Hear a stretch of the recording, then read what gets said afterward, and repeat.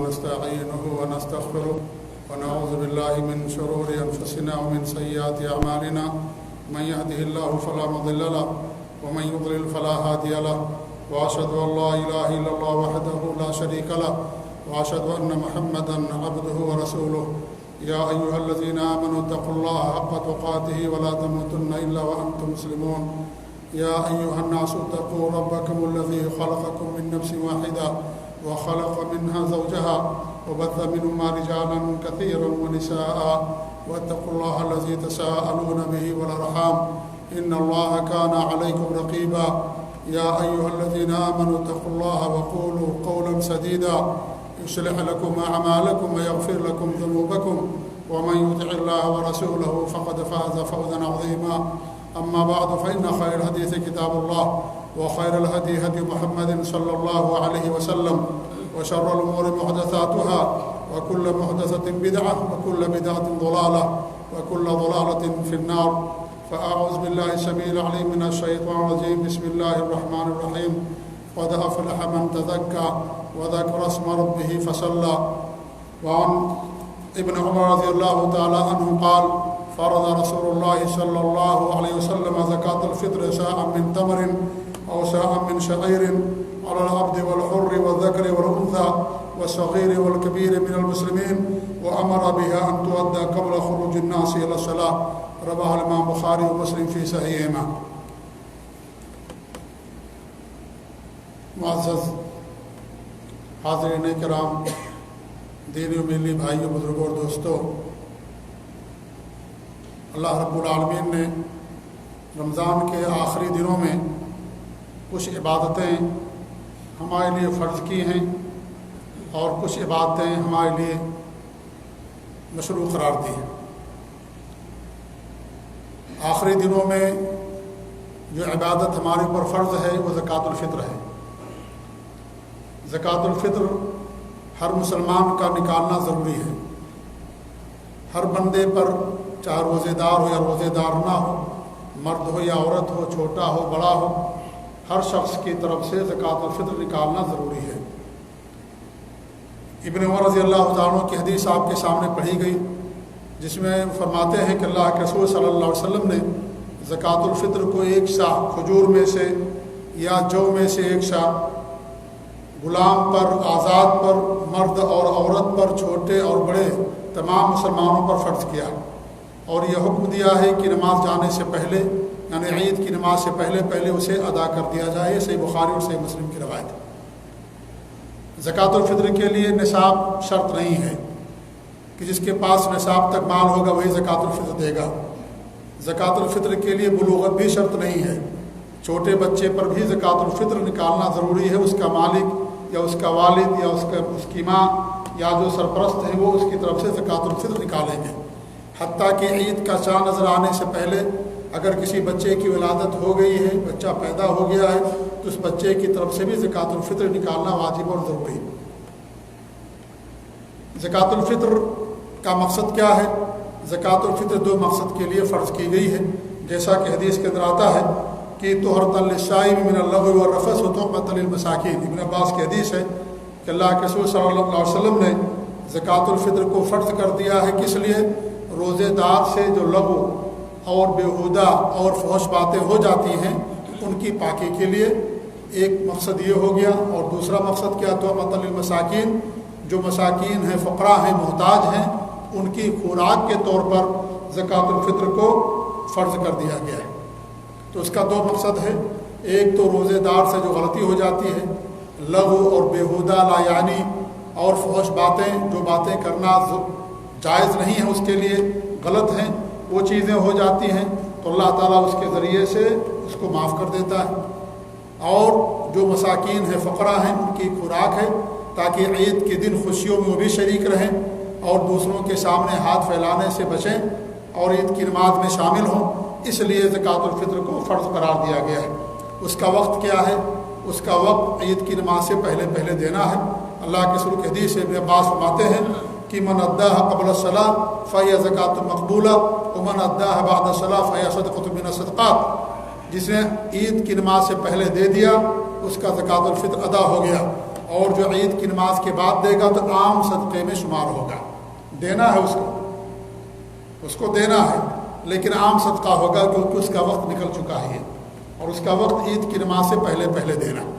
تو یہ زکوٰۃ الفطر ہر مسلمان پر، حتیٰ کہ اگر کوئی غریب ہے، محتاج ہے اور اس کے پاس عید کے دن کا خوراک ہے، کھانے پینے کی چیزیں ہیں 1-2 دن کی، تو اس غریب کے اوپر بھی زکوٰۃ الفطر کو فرض کر دیا گیا ہے.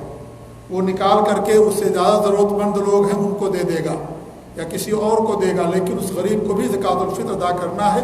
جس آدمی کے پاس 1 یا 2 دن کی خوراک موجود ہو اسے بھی زکوٰۃ الفطر دینا ہے. تو زکوٰۃ الفطر یہ بہت ہی اہم عبادت ہے جو اللہ رب العالمین نے، نبی اکرم صلی اللہ علیہ وسلم نے جسے فرض کر دیا. زکوٰۃ الفطر کے اندر کیا نکالنا؟ غلہ نکالنا. اور آدمی جہاں رہتا ہے اس ملک اور شہر کی جو خوراک ہے، جو غذا اور کھانا ہے، اس کو نکالنا ہے. ابو سعید خدری فرماتے ہیں کننا نعطیہا فی زمن نبی صلی اللہ علیہ وسلم صاعا من طعام او صاعا من تمر او صاعا من شعیر او صاعا من زبیب. یہ بخاری مسلم کی روایت ہے کہ اللہ کے رسول صلی اللہ علیہ وسلم کے زمانے میں 1 شاہ غلہ دیا کرتے تھے. غلہ طعام کہتے ہیں غلہ کو، جو انسان کھاتا ہے جہاں رہتا ہے وہاں کا جو غلہ ہے، چاول ہے، گیہوں ہے، یا اس طریقے سے کشمش ہے، پنیر ہے، جس ملک کی جو خوراک ہے عام طور پر لوگ کھاتے ہیں، اسے انسان زکوٰۃ الفطر میں ادا کرتا. تو کہتے ہیں کہ ہم 1 شاہ غلہ دیتے تھے، اور یا کھجور میں سے 1 شاہ دیتے تھے، یا جو میں سے یا پنیر میں سے 1 شاہ دیا کرتے تھے. اور 1 شاہ کا وزن آج کے موجودہ زمانے کے مطابق کم و بیش 2.5 کلو ہوتا ہے. تو ایک آدمی کی طرف سے 2.5 کلو غلہ نکالا جائے گا. قیمت نکالنا جائز نہیں ہے کہ آدمی پیسہ دے دے. زکوٰۃ الفطر میں پیسہ نہیں ہے. زکوٰۃ کے اندر آپ کے پاس پیسہ ہے، مال ہے، تب انسان اس کے اندر پیسہ دیتا ہے. لیکن زکوٰۃ الفطر کے اندر غلہ ہے. اللہ کے رسول کے زمانے میں بھی مال تھا، پیسہ تھا، لیکن آپ نے پیسہ نہیں دیا. آپ نے کیا دیا؟ غلہ دینے کا حکم دیا. آپ کے زمانے میں دینار تھے، درہم تھے، لیکن پھر بھی آپ نے غلہ دینے کا حکم دیا. کیا مقصد ہے؟ تاکہ وہ لوگ اس کے اندر شریک ہو جائیں. ہمارے ہاں لوگ کہتے ہیں کہ بھئی لوگ آج غلہ نہیں لیتے ہیں. میں کہتا ہوں کہ ہمارے ملک میں زیادہ مالداری ہے، سعودی عرب کے اندر زیادہ مالداری ہے. ہم تو یہاں پیسہ کمانے کے لیے آتے ہیں، کام کرنے کے لیے آتے ہیں. ہمارے ملک سے زیادہ مالداری سعودی عرب کے اندر ہے. یہاں کا جو غریب ہمارے ملک کا مالدار مانا جاتا ہے. ہمارا جس کے پاس موٹر سائیکل ہوگی لوگ اس کو سیٹ کہتے ہیں، مالدار کہتے ہیں. یہاں غریب بھی کار سے زکوٰۃ لینے کے لیے آتا ہے، کیونکہ فقیر اور مسکین کا جو معیار ہے ملک کے لحاظ سے بدلتا رہتا ہے. عرف عام کے لحاظ سے ہو سکتا ہے کوئی کسی ملک کے اندر فقیر ہو، دوسرے ملک کے اندر مالدار ہو، ایسا ہو سکتا ہے. کیونکہ یہ جو معیار ہے عرف عام پر ہے، یہ عرف عام پر معیار ہے. جہاں سارے کے سارے لوگ کھرب پتی ہوں، وہاں جو لکھپتی ہوگا وہ غریب مانا جائے گا. یہ معیار ہوتا ہے غربت کا اور فقر و فاقہ کا. یہاں مالداری زیادہ ہمارے ملک کے لحاظ سے، لیکن یہاں دیکھیے کوئی پیسے میں زکوٰۃ الفطر نہیں دیتا، سب غلہ دیتے ہیں. چونکہ ہم نے عمل چھوڑ دیا اس لیے اس طرح کے بہانہ لوگ بناتے ہیں. یہاں شہروں میں لوگ ہر جگہ زکوٰۃ الفطر غلہ ہی دیتے ہیں. ہمارے یہاں بھی ملکوں میں گاؤں دیہات کے اندر زکوٰۃ الفطر غلہ ہی دیا جاتا ہے. یہی ہمارے نبی کا عمل ہے، یہی صحابہ کا، تابعین، تبع تابعین، سلف صالحین، سب کا عمل آج تک یہی چلا آ رہا ہے کہ غلہ دیا جائے گا زکوٰۃ الفطر کے اندر. غلہ جو بھی خوراک ہے آپ کو 2.5 کلو دینا. اگر آپ پیسہ مانو گے تو کس کو معیار بناؤ گے آپ؟ کشمش، کھجور، پنیر، گیہوں، چاول، سب کی قیمت الگ الگ ہے. آپ کس کو معیار بناؤ گے؟ اگر پیسہ آپ لیتے ہو کہ پیسہ زکوٰۃ الفطر میں دینا، تو کس کو آپ معیار بنائیں گے؟ کس کے لحاظ سے دیں گے آپ؟ اس لیے معیار پیسہ نہیں، معیار غلہ. آپ کوئی بھی غلہ دے دیجئے، آپ جہاں رہتے ہیں وہاں کی جو خوراک ہے وہ دے دیجئے، آپ کا زکوٰۃ الفطر ادا ہو گیا. لہذا زکوٰۃ الفطر کے اندر پیسہ دینا صحیح نہیں ہے. یہ آپ زکوٰۃ الفطر غلے کے اندر دیجئے. عام طور سے لوگ پوچھتے ہیں کہ بھئی ہم یہاں رہتے ہیں کس کے لحاظ سے دیں گے؟ انڈیا پاکستان کے لحاظ سے، بغیر لحاظ کے لحاظ سے دیں گے یا سعودی عرب کے لحاظ سے دیں گے؟ ارے بھائی جب آپ کو غلہ دینا تو اس میں لحاظ کیا کرنا ہے؟ آپ نے ملک فون کر دیجئے کہ میری طرف سے غلہ دے دو، زکوٰۃ الفطر ہو گیا ادا. یا یہ کہ آپ یہی دے دو اپنا، آپ کا ادا ہو گیا. اس لیے زکوٰۃ الفطر کے اندر پیسہ نہیں ہے. اور پھر 1 منٹ کے لیے اگر کوئی پاکستان سے، ہندوستان سے کہے کہ میری طرف سے سعودی عرب کے اندر زکوٰۃ الفطر دے دیجئے، اب آپ کیا کریں گے؟ زکوٰۃ الفطر ہمارے ملک میں 2.5 کلو 200 روپئے میں مل جاتی ہے، 100 روپئے کے اندر مل جاتا ہے 2.5 کلو چاول، اور کم میں ملتا ہے. یہاں 20 ریال آپ کا لگے گا اس کو لینے میں کم سے کم. یہاں کی مہنگائی زیادہ ہے, مہنگا زیادہ نہیں ہے لیکن پیسے کی قیمت یہاں پر اونچی ہے, ہمارے یہاں پیسے کی قیمت کم ہے. اب اگر وہ کہے گا اپنے ملک کے لحاظ سے دے گا آپ کو, تو آپ کو پیسہ ڈالنا پڑے گا کہ نہیں ڈالنا پڑے گا. ہمارے یہاں ہندوستان میں 100 روپئے کے اندر 2.5 کلو بہترین چاول ملتا ہے, اور کم میں ہمارے علاقے کے اندر 20 روپئے میں بہترین چاول ملتا ہے 1 کلو. 20 روپئے کے اندر 40 روپئے میں 1 کلو 2 کلو ہو گیا. 50 روپئے میں آپ کا 2.5 کلو غلہ مل جائے گا چاول. 50 روپیہ کوئی آدمی سعودی عرب بھیجے ہمارے پاس اور کہے کہ وہاں ہماری طرف سے زکوٰۃ الفطر نکال دو, ادا ہوگا؟ نہیں ادا ہوگا. اس لیے پیسہ معیار نہیں ہے, میں یہ کہنا چاہتا ہوں پیسہ معیار نہیں ہے, معیار غلہ ہے. غلہ آپ کو دینا ہے بس, چاہے وہ 20 ریال میں ملے, چاہے 500 ریال میں ملے, چاہے 10 ریال میں ملے, ہمیں اسے سروکار میں غلہ دینا. ہمارے نبی کا عمل یہی ہے, صحابہ تابعین طبع تابعین کا عمل ہی ہے. لہذا آپ کو یہ نہیں کہنا کہ آپ فون کر دیجئے اپنے ملک میں کہ میری طرف سے بھی غلہ دے دو, زکوٰۃ الفطر ہو گیا ادا. اور ہمارے ملک میں غریب زیادہ ہے, اس لیے وہاں ہم دیں گے تو زیادہ ہمارے لیے اجر ہے یہاں کے مقابلے میں, کیونکہ آدمی جہاں رہتا وہیں دیتا, اصل یہی ہے. لیکن اگر دوسرے علاقوں میں زیادہ غریب لوگ ہیں تو آدمی زکوٰۃ کو دوسرے ملک میں دوسرے شہر میں بھیج سکتا ہے. ہمارے یہاں زیادہ غریب لوگ ہیں, اس لیے ہمارے یہاں آپ بھیج دیں اس کو, اور ان کو بول دیں اپنے خاندان والوں کو, آپ کے والدین ہیں, آپ کے بھائی بہن ہیں, کہ میری طرف سے بھی زکوٰۃ الفطر ادا کر دو. اور اگر آپ کسی ایسے آدمی کو دے رہے ہیں نکالنے کے لیے کہہ رہے ہیں جو آپ کا رشتہ دار نہیں ہے, تو اس کو پیسہ دینا پڑے گا آپ کو, تو آپ تو وہاں کے لحاظ سے پیسہ دے دو تو بھی ادا ہو جائے گا وہاں کے لحاظ سے, کیونکہ 2.5 کلو غلہ نکالنا ہے. اور اگر آپ یہاں کے لحاظ سے پیسہ دیتے ہو تو غلہ ضرور دیجئے اس کے اندر, اور جو پیسہ بچ جائے وہ پیسہ بھی اس غریب کو دے دیجئے, یا اور کوئی سامان خرید کر کے دے دیجئے, چاول کے ساتھ ساتھ اور کچھ دے دیجئے, اور وہ پیسہ جو بچا اس غریب کو دے دیجئے, دیگر چیزوں کے اندر استعمال کر لے گا, لیکن غلہ آپ کو دینا. آپ کسی آدمی کو وکیل بنا سکتے ہو, جیسے یہاں سعودی عرب کے اندر ہے, یہ جمعیات خیریہ ہیں, یہ سب لیتے ہیں زکوٰۃ الفطر, ہم ان کو پیسے دیتے ہیں 21 ریال, مثال 21 ریال ہے, انہیں ہم پیسے دیتے ہیں. وہ کیا کرتے ہیں, غریبوں کو پیسہ نہیں دیتے, وہ 21 ریال کا 2.5 کلو چاول خرید کر کے غریبوں کو دیتے ہیں. ایسا آپ کر سکتے ہیں.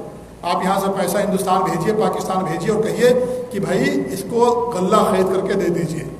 2.5 کلو غلہ اس نے خریدا, اب کہے گا پیسہ بچ گیا آپ کا, آپ بولیے کہ وہ پیسہ بھی غریبوں کو دے دیجیے, الحمدللہ مسئلہ حل ہو گیا. لیکن غلے میں آپ کو غلہ ہی دینا آپ کو زکوٰۃ الفطر. تو ایک مسئلہ اس کو کلیئر کر لیجئے کہ زکوٰۃ الفطر میں غلہ ہی ہمارے نبی کا عمل ہے. اللہ کے رسول کے زمانے میں تھے پیسے دینار درہم, لیکن نہیں دیا ہر زمانے میں. اور آج پیسے سے زیادہ غلے کی قیمت ہے. ہمارے ملکوں میں لاک ڈاؤن ہے کہ نہیں, کوئی پیسہ نہیں کھاتا ہے, ریال کوئی ڈالر نہیں کھاتا ہے, انسان غلہ کھاتا ہے. لاک ڈاؤن ہے, کوئی باہر نہیں نکل سکتا.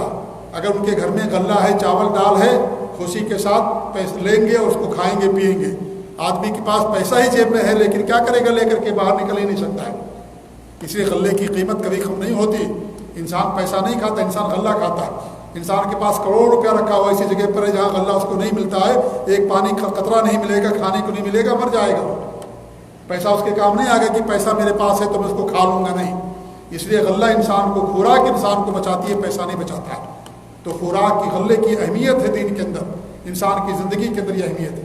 آج جا کر کے دیکھیں, دیں گے دروازہ لاک کر کے, لاک ڈاؤن میں ان کو دیں گے, وہ زیادہ خوش ہوں گے تاکہ ان کو غلہ خریدنے کے لیے باہر نہ جانا پڑے, یہ زیادہ ان کو خوشی ہوگی.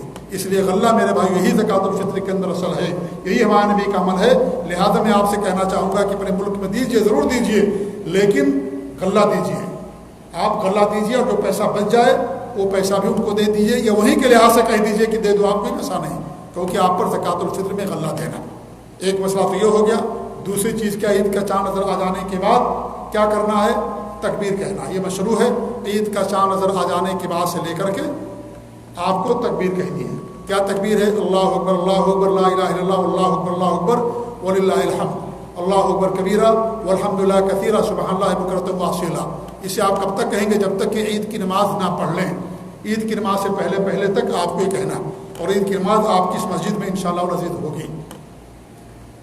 عید کی نماز ختم ہو گئی, یہ چیز ختم ہو گئی. تکبیر عید تک انسان کو کہنا ہے.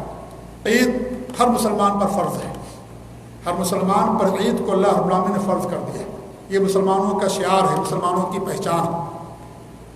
اور ہمارے نبی نے حکم دیا ہے کہ عورتوں کو بھی لے کر کے جاؤ. وہ عورتیں جو ناپاک ہیں حیض و نفاس والی ان کو بھی دوشیدہ عورتوں کو بھی آپ نے حکم دیا کہ ان کو عیدگاہ لے کر کے جاؤ.